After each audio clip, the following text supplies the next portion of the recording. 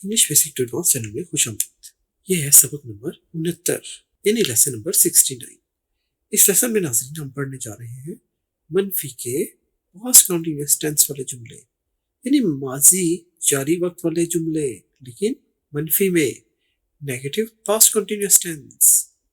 जैसा कि जुमला है अली खत नहीं लिख रहा था, इसकी इंग्लिश कैसे बनेगी बड़ी आसानी से आप अभी समझा देते हैं। चलिए शुरू करते हैं आज का सबक।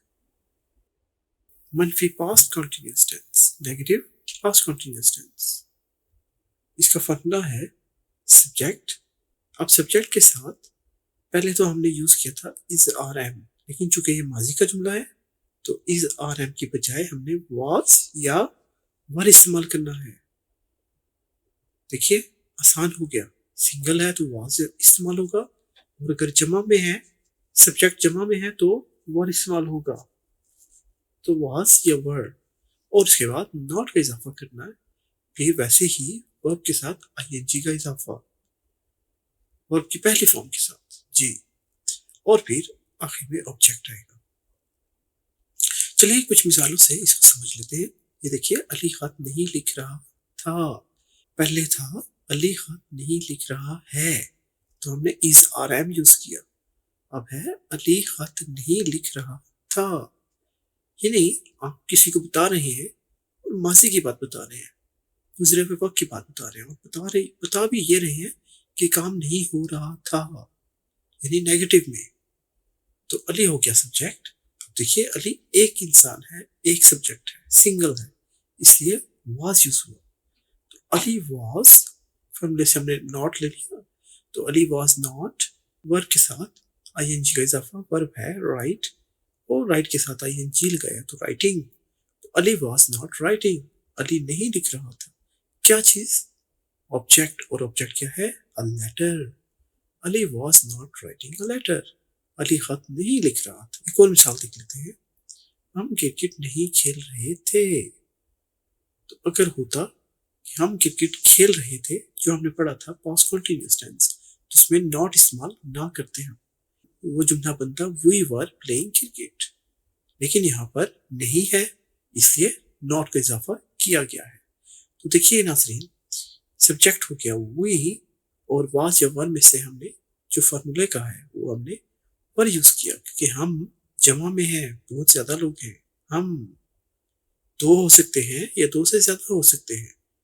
तो जब हम बात कर रहे हो और हम दो या दो से ज्यादा हो तादाद में, तो हम कहेंगे वी, और ज्यादा होने की वजह से वर यूज हुआ।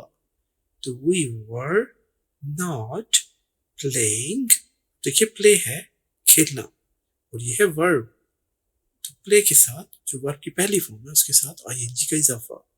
वी वर नॉट प्लेइंग, क्या नहीं खेल रहे थे? क्रिकेट, जो है ऑब्जेक्ट।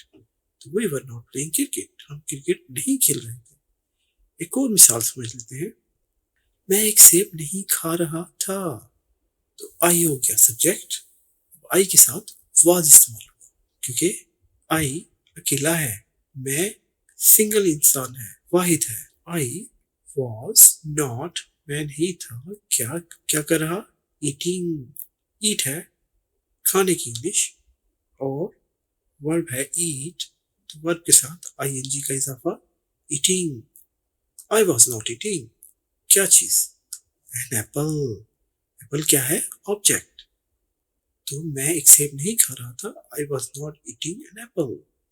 अगर ये होता मैं एक सेब खा रहा था, तो हम कहते I was eating an apple, मैं एक सेब खा रहा था। अब है नहीं खा रहा था, तो हमने नॉट का इजाफा किया, लेकिन कहाँ किया? आई वॉज नॉट, वॉज के बाद वो आपने ये नहीं कहना कि आई नॉट वॉज ईटिंग, बल्कि I was not eating an apple, मैं एक सेब नहीं खा रहा था। तो यह है नाज़रीन पास्ट कंटीन्यूअस टेंस जो है नेगेटिव का, यानी मनफी पास्ट कंटीन्यूअस टेंस। उम्मीद है आपको ये आसानी से समझ में आ गया होगा, और अब आप पास्ट कंटीन्यूअस के जुमले बनाना सीख चुके हो और आप आसानी से जुमले बना सकेंगे। नाज़रीन, नए आने वाले दोस्तों को बताते चले कि चैनल को सब्सक्राइब करना मत भूलिएगा हमारी हौसला अफजाई के लिए, और आपको नोटिफिकेशन भी मिलते रहेंगे जब जब वीडियो अपलोड होगी।